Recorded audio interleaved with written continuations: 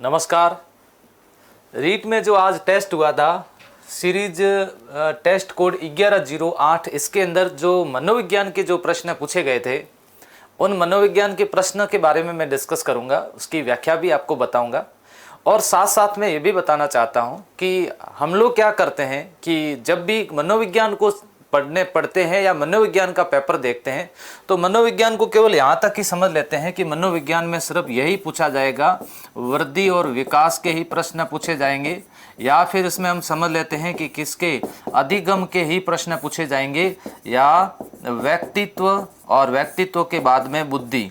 तो लगभग मनोविज्ञान को हम यही समझ लेते हैं, जबकि मनोविज्ञान में ऐसे छोटे छोटे टॉपिक दिए गए हैं जिसके बारे में हमें जानकारी होना बहुत जरूरी है। और अगर उन छोटे छोटे टॉपिक पर अगर अपने ध्यान नहीं दिया तो वे छोटे छोटे टॉपिक छूट जाएंगे। जैसे पिछली बार आप देखा होगा टोकन इकोनॉमी का एक प्रश्न पूछा गया, ऑटिज्म के प्रश्न पूछे गए। तो इस तरह के छोटे छोटे प्रश्न भी मैंने इस बार इसके अंदर शामिल करने की पूरी कोशिश की है। तो मैं आपको टॉपिक भी बता दूंगा कहां पर कौन से टॉपिक से प्रश्न पूछा गया। ये देखिए, मानसिक व्यथा की दशा, यहां ध्यान रखना समझना। एक मानसिक क्या है, व्यथा है, उसकी एक दशा जिसमें भय है, आशंका है, शरीर क्रिया है, भाव प्रबोधन है। ये प्रश्न आप अगर अपन देखोगे, ये प्रश्न कौन से टॉपिक में से पूछा जाता है, समायोजन से ये प्रश्न पूछा गया है। हमें ऐसे छोटे छोटे टॉपिक पर विशेष ध्यान देना होगा और ये छोटे छोटे टॉपिक के अगर सवाल सही कर देते हैं तो हमें बड़े वाले में कोई दिक्कत नहीं आएगी और बड़े आसानी से आप कर लोगे, बहुत सारे प्रश्न उसमें मिल जाएंगे। तो यहाँ देखते हैं दुश्चिंता है, दुश्चिंता को हम एक इसको जोड़ सकते हैं साथ में, जैसे कुंठा होना, ये तनाव है, द्वंद है या फिर संघर्ष है। कोई व्यक्ति के ऊपर या व्यक्ति किसी को लक्ष्य को हासिल नहीं कर पाता है तो जैसे वो तनाव में चला जाता है, उसके मन में काफी प्रतिकूल विचार चलते हैं तो उसे द्वंद या फिर मानसिक संघर्ष भी कह सकते हैं। लेकिन जब उसके अंदर भय, आशंका, शरीर क्रिया, भाव प्रबंधन या उद्वेलन की इच्छा हो तो वो कैसी स्थिति में जाता है, दुश्चिंता की स्थिति के अंदर चला जाता है। तो इसका एक राइट होगा।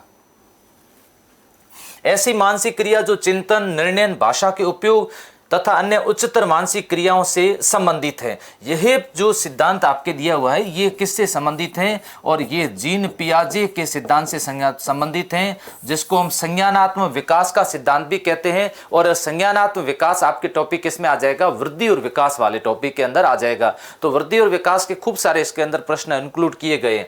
इसको देखिए क्या कहते हैं, व्यवहार चिकित्सा कहते हैं, व्यक्ति अध्ययन कहेंगे, इसको संज्ञान कहेंगे या फिर संज्ञानात्मक चिकित्सा कहेंगे। देखिए, चिकित्सा का मतलब होता है यहाँ पर थेरेपी का मतलब होता है, जैसे कोई भी विकृति हो और उसको सही करना हो, व्यवहार में किसी प्रकार की कोई विकृति हो तो उसको थेरेपी से सही करेंगे। तो यहाँ पर कहीं विकृति की तो बात आई नहीं। ऐसी मानसिक क्रिया जिसमें चिंतन हो, निर्णय हो, भाषा के उपयोग तथा अन्य उच्चतर मानसिक क्रियाओं से संबंधित हो। तो मानसिक क्रियाओं से संबंधित होगा तो उसे हम क्या कहेंगे, उसे कॉग्निटिव कहते हैं।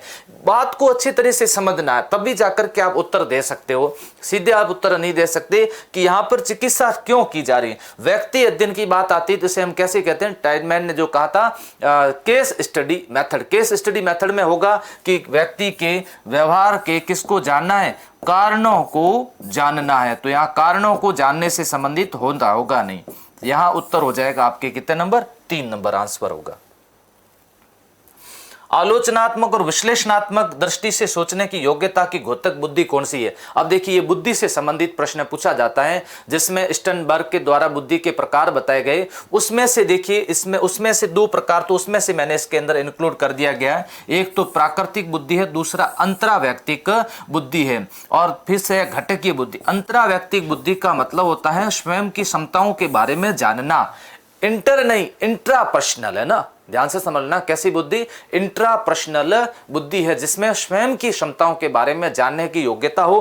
प्राकृतिक बुद्धि का मतलब होता है प्रकृति में होने वाले परिवर्तनों को समझने की जिसके अंदर क्षमता हो। और फिर बात आती है घटकीय। घटकीय बुद्धि का ही दूसरा नाम है विश्लेषणात्मक बुद्धि, जिसमें विश्लेषणात्मक तरीके से सोचने की क्षमता हो। उसे हम कैसी बुद्धि कहेंगे, घटकीय या फिर विश्लेषणात्मक बुद्धि कहते हैं। अगला प्रश्न है, एक मनोगतिक तकनीक, ध्यान से समझ लेना, मनोगति क्या है? तकनीक, जिसे टेक्निक कहते हैं, जिसमें रोगी, यहां पर रोगी से संबंधित बात आएगी। रोगी मन में आए हुए किसी विचार, भावना या प्रतिमा का शाब्दिक वर्णन करता। फिर ध्यान से समझ लेना, कैसा वर्णन करेगा? शाब्दिक वर्णन करता है, भले वो मैं तो हीन क्यों न हो। वो एक ऐसा व्यक्ति है जो मानसिक रूप से रोगी है, और वो क्या करेगा? कुछ न कुछ शब्द बोलेगा, अनर्गल शब्द बोलेगा, और जिसका कोई किसी प्रकार का महत्व नहीं है। जैसे हम कह सकते हैं कि वो महत्वहीन शब्द बोलेगा। क्या अभिक्षमता होगी या अभिवृत्ति होगी? देखिए, अभिक्षमता का मतलब होता है एप्टीट्यूड, यानी उसकी क्षमता है व्यक्ति की। जैसे हम कह सकते हैं बुद्धि क्षमताएं भी हो सकती हैं, और व्यक्ति की जो मानसिक क्षमताएं भी हो सकती है, जिसे हम अभिक्षमता कहते हैं। अभिवृत्ति का मतलब होता है व्यक्ति की मनोवृत्ति, व्यक्ति किसके बारे में क्या सोचता है। मनोवृत्ति, जैसे मनोवृत्ति किसी के बारे में सकारात्मक भी हो सकती है, नकारात्मक भी हो सकती है। एक और भी हम इसको कह सकते हैं व्यक्ति का खुद का अपना एटीट्यूड, जैसे मनोवृत्ति या फिर अभिवृत्ति कहते हैं। तो व्यक्ति का एटीट्यूड रोगी तो हो नहीं सकता, इसके अंदर दो ऑप्शन में नहीं हुआ। फिर होता है बहिर्मुखता। बहिर्मुखता वो होता है जो बहिर्मुखी होता है, व्यक्ति अपने विचारों को व्यक्त कर रहा है। तो वो कोई जरूरी नहीं है कि विचार अपने व्यक्त कर रहा है और रोगी होगा। एक व्यक्ति है जो मुक्त साहचर्य कर रहा है, जिसमें अनर्गल तरीके से बोल रहा है, साहचर्य मुक्त तरीके से कर रहा है, अनर्गल तरीके से बोल रहा है। ऐसे व्यक्ति कौन हो सकते हैं? रोगी मन में आए हुए बात शब्दों को क्या कर रहा है? व्यक्त कर रहा है। इसे मुक्त साहचर्य कहते हैं। इसका उत्तर होगा 3 नंबर। जिससे व्यक्ति को अत्यंत कम या बिल्कुल खतरा नहीं रहता, ऐसी किसी विशेष वस्तु स्थिति का प्रबल, सतत एवं तर्कहीन भय कहलाता है। यहां शब्द आता है कैसा? भय शब्द से उत्तर देना है। देखिए, भय शब्द क्या वो संवेग है, या फिर युक्तिकरण है, या फिर तादात्म्यकरण है, या फिर दुर्भीति है? थोड़ा सा कंफ्यूज करने की कोशिश की कि आप इस शब्द को उत्तर दे पाते नहीं दे पाते। इसको कहते हैं फोबिया, है ना। तो ये आपके, इसको इंग्लिश में क्या बोलेंगे? इंग्लिश में फोबिया शब्द कहते हैं। अगर मैं ये फोबिया लिख देता तो आसानी से उत्तर दे सकते थे। तो इसे दुर्भीति कहते हैं। फोबिया क्या? देखिए, फोबिया से तात्पर्य का मतलब क्या होता है? ये भय होता है। संवेग का मतलब ये क्या है? संवेग एक मानसिक क्रिया, जैसे कह सकते हैं चिंतन कह सकते हैं, मानसिक क्रिया हो जाएगा। युक्तिकरण का मतलब क्या करना है? बहाना बनाना है। और तादात्म्यकरण का मतलब स्वयं को उसके साथ में जोड़ना है, स्वयं को किसी व्यक्ति के साथ में तादात्म्यकरण करना है। तो यहां हो जाएगा दुर्भीति हो जाएगा। इसे फोबिया कहते हैं। नेक्स्ट अगला, संवेग का एक सिद्धांत जिसके अनुसार शारीरिक परिवर्तन तथा संवेग की अनुभूति एक साथ घटित होती है। यह संवेग से संबंधित एक प्रश्न पूछा गया, बुद्धि से संबंधित भी हो गया, फिर आपके संवेग से संबंधित हो गया। ये छोटे छोटे प्रश्न थे इस बार वाले पेपर में, ताकि आपको ये लगे कि ये छोटे छोटे टॉपिक पर हमें अपना ध्यान केंद्रित करना चाहिए। जैसे अभिक्षमता से संबंधित प्रश्न आ गया, अभिवृत्ति से संबंधित प्रश्न पूछा जा चुका है, इसी के साथ संवेग पर प्रश्न आ चुका है, सृजनात्मकता पे प्रश्न दिया, एक चिंतन पर प्रश्न दिया। ये एक छोटे छोटे टॉपिक है जो होते बहुत छोटे हैं, लेकिन एक आधा कोई प्रश्न इनका बन सकता है। तो यहां होगा आपका कौन सा? कैनन बोर्ड का सिद्धांत, जिसके अनुसार क्या होता है? जिसके अनुसार शारीरिक परिवर्तन तथा संवेग की अनुभूति एक साथ घटित होती है। व्यक्ति के अंदर शारीरिक परिवर्तन भी होगा और संवेग, जैसे क्रोध आ रहा है तो शारीरिक रूप से भी उसको परिवर्तन दिखेगा, आंखें लाल हो जाएगी, और साथ साथ में उसकी प्रतिक्रिया भी क्या करेगा? व्यक्त करेगा। तो ये कैनन बोर्ड सिद्धांत है। प्राचीन अनुबंधन, प्राचीन अनुबंधन किसका है? पहले तो ये समझ लो, प्राचीन अनुबंधन है पावलोव का। तो ये आपके टॉपिक आ गया, किसमें से पूछा गया? अधिगम से ये प्रश्न पूछा जा चुका है। हर एक टॉपिक से आपका प्रश्न आया, ऐसा कोई टॉपिक नहीं जिससे संबंधित प्रश्न नहीं पूछा गया हो। लेकिन ऐसे छोटे छोटे टॉपिक पर मैं आगे भी प्रश्न बढ़ाता रहूंगा, आप लोग उसको क्लियर करते रहिएगा। हाँ, अनुबंधित अनुक्रिया है। क्या कहा गया? अनुबंधित उद्दीपक के प्रति सीखी गई या अर्जित अनुक्रिया। सीखी कैसे गई है? घंटी बजने से अगर लार आती है तो ये तो सीखी गई है, और घंटी क्या है? CS है, और लार क्या है? CR है। तो यहां पर अर्जित अनुक्रिया को क्या कहते हैं? अनुबंधित अनुक्रिया कहेंगे। अनानुबंधित, अनानुबंधित तो है UCR कहेंगे नहीं, ये गलत हो जाएगा। अनुबंधित उद्दीपक कहेंगे, अनुबंधित उद्दीपक तो ये खुद है ही, CS कहेंगे नहीं। सहज अनुक्रिया कहेंगे, सहज अनुक्रिया यही होती है, UCR होती है। तो यहां उत्तर हो जाएगा कितने नंबर? 1 नंबर उत्तर राइट होगा। कितना आसान सा सवाल और सरल से सवाल आपको उपलब्ध करवाए हैं। ऐसा चिंतन जो समस्या के एक ही समाधान की ओर निर्देशित होता है। देखिए ये चिंतन पर एक सवाल डाला गया, चिंतन से संबंधित। उस चिंतन को कहते हैं कैसा? अपसारी चिंतन कहते हैं, अभिसारी चिंतन कहते हैं, तुलनात्मक चिंतन कहते हैं, या फिर स्वलीय चिंतन कहते हैं। ये चिंतन से संबंधित प्रश्न था।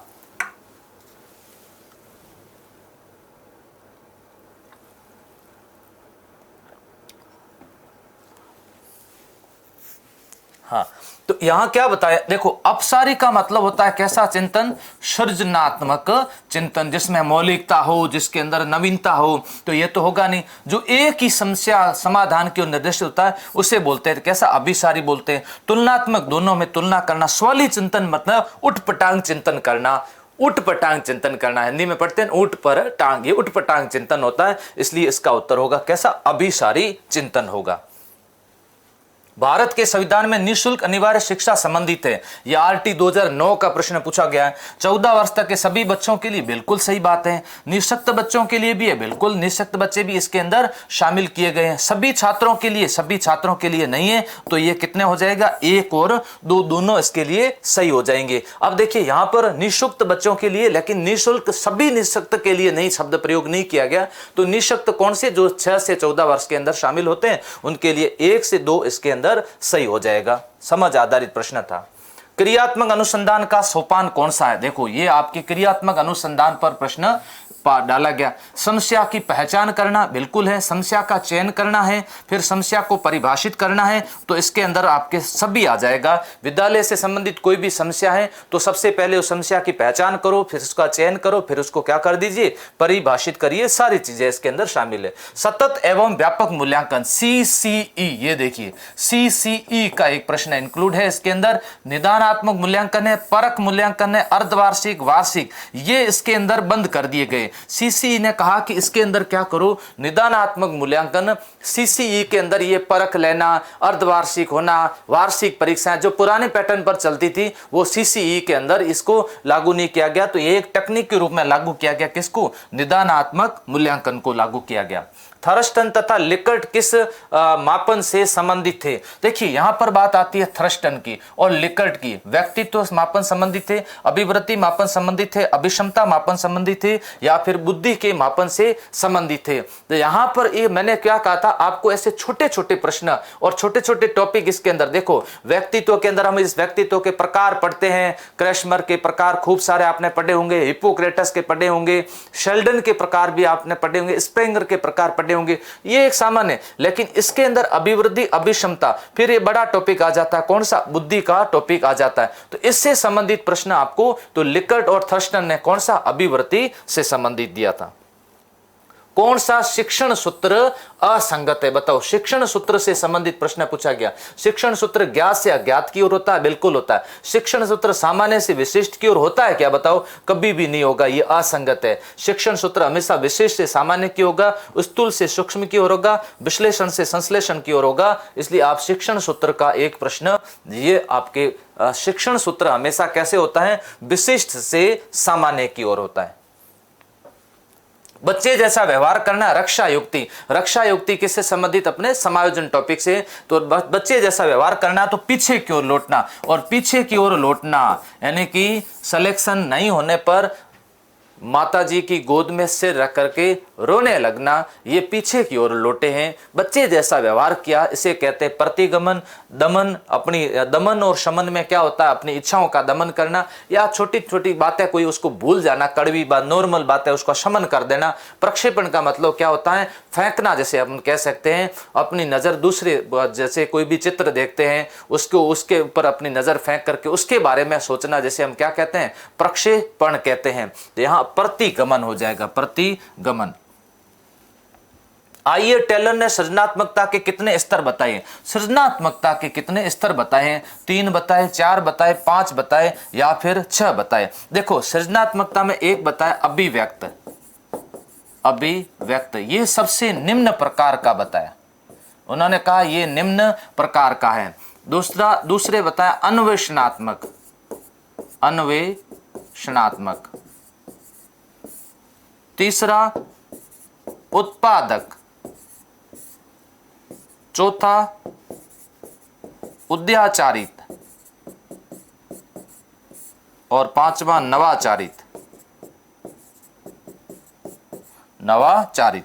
अब देखो इसके अंदर एक एक शब्द पे आपको ध्यान देना होगा कि ये सबसे निम्न है, इसके अंदर किसी प्रकार की कोई मौलिकता नहीं है। इसमें क्या करता है बच्चा, खोज करेगा, इसमें उत्पादक करेगा। उद्याचारित के अंदर क्या होता है, ये अमूर्त से होगा ना, ये अमूर्त से होगा। अमूर्त वस्तु, देखो यहां इसको सर्वश्रेष्ठ माना गया और ये किस पे बनेगा, ये मूर्त से कोई नवी वस्तु बनाएगा, तो इसलिए इसमें उत्तर हो जाएगा। कितने बताए गए, 5 प्रकार बताए गए, 5। इसको समझिएगा, ऐसे प्रश्न पर अपना ध्यान केंद्रित करने की कोशिश करो।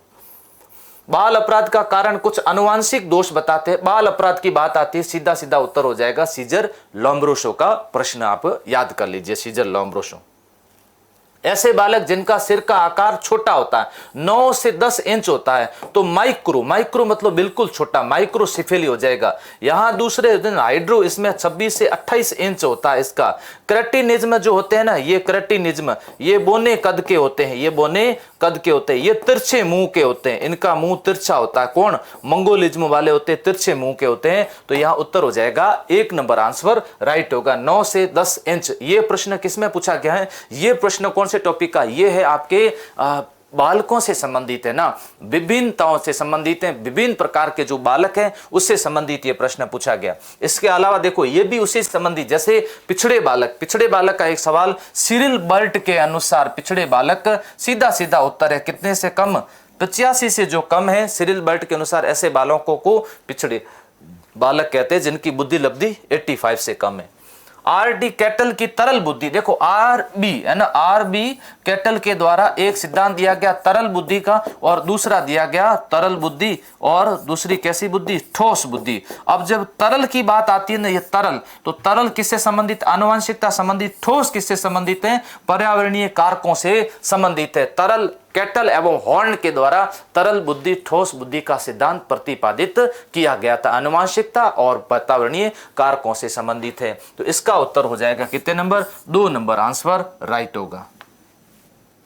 अगला प्रश्न, क्लाउड पिक्चर टेस्ट निम्न में से किसके मापन से संबंधित है। ऐसे कुछ टेस्ट याद रखो कि ये टेस्ट किससे संबंधित है, ये व्यक्तित्व के मापन से संबंधित है। दोस्तों व्यक्तित्व का मापन किया जाता है क्लाउड पिक्चर टेस्ट के माध्यम से। वो अधिनियम जो अक्षम व्यक्तियों से संबंधित है, बिल्कुल यूपी टेट के अंदर ये प्रश्न पूछा गया है ना, अक्षम व्यक्तियों से संबंधित है। 1995 जो है इसका संबंध इससे है। मूल प्रवृत्तियां कैसे होती है, ये देखिए, ये मूल प्रवृत्ति संबंधित प्रश्न। मूल प्रवृत्तियां कैसी होती है, अर्जित होती है, जन्मजात होती है, जन्मजात अर्जित दोनों होती है, न अर्जित है या न जन्मजात है। तो सीधा सा उत्तर था कि मूल जो प्रवृत्तियां होती है वो कैसी होती है, मूल प्रवृत्तियां जन्मजात होती है, जन्मजात होती है मूल प्रवृत्तियां। नियम के अर्थ को ना समझ पाना, देखो सजीववाद का अंतर क्या होता है, सजीववाद में सजीव और निर्जीव में अंतर ना कर पाना, उसे आत्म केंद्रितता का अंदर क्या होता है, जब वो सूर्य को अपने पर केंद्रित मानता है। आत्मीकरण का मतलब क्या होता है, आत्मसात करना। अपलटन का मतलब होता है, अपलटन का मतलब पलट करके नहीं समझ पाना, नियम को नहीं समझ पाना कि ऐसा क्यों हो रहा है, 2 + 2 = 4 तो हो रहे, लेकिन इस नियम को नहीं समझ पाता है कि इसमें अगर भाग दे तो भी 4 हो जाएंगे। इसे हम कैसा गुण कहते हैं, उत्कर्मणशीलता या अनुकर्मणशीलता। तो यहां अनुकर्मणशीलता या अपलटावी गुण पाया जाता है। ये होगा कितने नंबर, 4 नंबर। स्वयं के बारे में भ्रमित रहना, देखिए स्वयं के बारे में भ्रमित रहना या प्रोजेरियो, प्रोजेरियो का अंदर कैसे होता है कि कम उम्र में वृद्ध जैसे लक्षण दिखाई देना कम उम्र के अंदर। तो यहां पर डिसमॉर्फिया होगा या डिस्थीमिया होगा या ऑटिज्म होगा। पिछली बार ऑटिज्म का एक प्रश्न पूछा गया था, अगर आपने देखा हो तो ऑटिज्म का।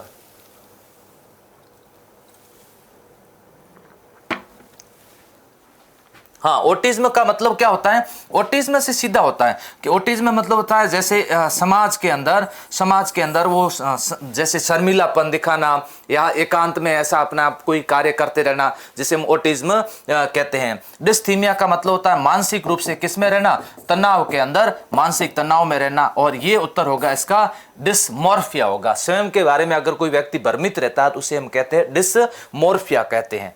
अगला प्रश्न है, अल्बर्ट बंडूरा ने अधिगम के कितने सोपान बताए। देखिए, अल्बर्ट बंडूरा के द्वारा अधिगम के कितने सोपान, 2 सोपान बताए, 3 बताए, 4 बताए या 5।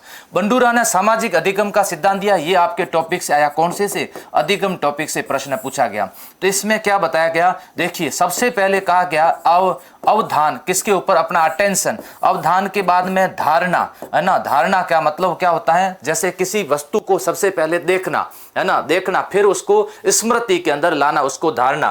धारण करने के बाद उसका बाद में करना क्रिया, यानी कि पुनः प्रस्तुतिकरण करना, वैसी क्रिया करना, और बाद में उसके बारे में क्या देना, पुनर्बलन देना। जैसे कोई टीचर, अभी जैसे मैं पढ़ा रहा हूं और पास में बैठकर कोई बच्चा अगर इस क्रिया को देख रहा है, तो बच्चा क्या करेगा, थोड़ी देर में जाकर के ऐसे करने लग जाता है। इसका मतलब क्या किया, बच्चे ने ध्यान दिया, ध्यान के बाद में उसने इस तरह से अपनी स्मृति के अंदर ये चीजें लाई, और फिर बाद में उसको स्मृति का पुनः प्रस्तुतिकरण किया, और बाद में उसको शाबाशी मिलती है, तो उसे क्या बोलते हैं, पुनर्बलन कहते हैं। तो इसमें 4 नंबर होगा। अधिगम क्या है, अनुभव अर्जित है। बिल्कुल, अधिगम तो अनुभव और अभ्यास से ही तो होता है, अनुभव है और अभ्यास से है। व्यवहार में स्थायी परिवर्तन है। प्रेरणा की आवश्यकता नहीं होती है, बिल्कुल प्रेरणा की आवश्यकता होती है। और व्यक्तिगत प्रक्रिया है, व्यक्तिगत प्रक्रिया भी है। तो यहां पर अधिगम अनुभव अर्जित है, अधिगम अभ्यास से प्रभावित है, अभी प्रेरणा की आवश्यकता नहीं। अब यहां पर क्या था, सीधा प्रश्न था। अब सिर्फ यहां अधिगम है, इसमें ना तो आपसे संगत पूछा ना असंगत पूछा। तो जब 3 संगत है तो इसमें से एक असंगत छांटना चाहिए था कि इसको एक को असंगत माना जाएगा, 3 संगत है। तो अधिगम से संबंधित संगत और असंगत में से अदृश्यात्मक तरीके से यह प्रश्न पूछा गया था। लॉरेंस कोहलबर्ग के अनुसार स्वकेंद्रित अवस्था होती है, स्वकेंद्रित। लॉरेंस कोहलबर्ग, ये कोहलबर्ग का प्रश्न पूछा जा चुका है। तो वृद्धि और विकास से संबंधित खूब नैतिक विकास के भी सवाल आया, संज्ञानात्मक विकास का भी पूछा, सिगमंड फ्राइड का भी अभी प्रश्न आपके सामने पूछा जाएगा। तो लॉरेंस कोहलबर्ग ने 3 से जब 6 वर्ष के जो बच्चे होते हैं वो किस अवस्था के अंदर रहते हैं, स्वकेंद्रित अवस्था के अंदर रहते हैं, 3 से 6 वर्ष। बालक साधारण वस्तुओं में अंतर कर पाता है तो वो कितने वर्ष का हो जाता है, 9 वर्ष का हो जाता है। दिन दिनांक समय में जब उसका पहचान कर लेता है तो कितने वर्ष का हो जाएगा, वो 9 वर्ष का हो जाएगा। तो उत्तर होगा इसके अंदर 7 वर्ष सही हो जाएगा। फ्राइड के अनुसार आदर्श अवस्था होती है। देखिए, फ्राइड के अनुसार आदर्श, फ्राइड ने कहा था कि 18 माह का होता है तब तो कैसी अवस्था होती है, मुख्य अवस्था होती है। 18 माह के बाद में 3 वर्ष तक का हो जाता है तो उसे गुद्दी अवस्था कहते हैं, है ना, गुद्दी अवस्था कहते हैं। 3 से 5 वर्ष का होता है तो उसे लैंगिक अवस्था कहते हैं। 5 से जब 12 वर्ष का हो जाता है तो उसे आदर्श अवस्था कहते हैं। 12 से 18 वर्ष का होता है इसे जननेंद्रिय अवस्था कहते हैं। बहुत आसान पेपर था। जन्म के समय मांसपेशियों का भार शरीर के कुल भार का कितना प्रतिशत होता है, 23% होता है। यह भी किसका सवाल था, वृद्धि और विकास का सवाल था। कितने आसान सा और कितना अच्छा सा पेपर और कितना सिस्टमेटिक तरीके से बनाया हुआ पेपर था। लेकिन अब जिनको ये बात समझ में नहीं आई कि किस तरह से पूछा गया है, छोटे छोटे टॉपिक को क्यों सर ने इंक्लूड किया है, मैं यह चाहता हूं कि ऐसे प्रश्न पढ़ो और आपको वृद्धि और विकास के अगर सवाल दे देंगे वो तो सबको जानकारी है। तो ऐसे प्रश्नों को तैयार करने की आप कोशिश करो और आगे भी आप उम्मीद करो कि हमें ऐसे ही प्रश्न दें ताकि हमें और भी अच्छी तरह से ये सारी चीज़ें समझ में आवे। Thank you. आगे इसी तरह से पेपर बनाता रहूँगा और आपको अच्छे से अच्छी जानकारी उपलब्ध करवाता रहूँगा। धन्यवाद।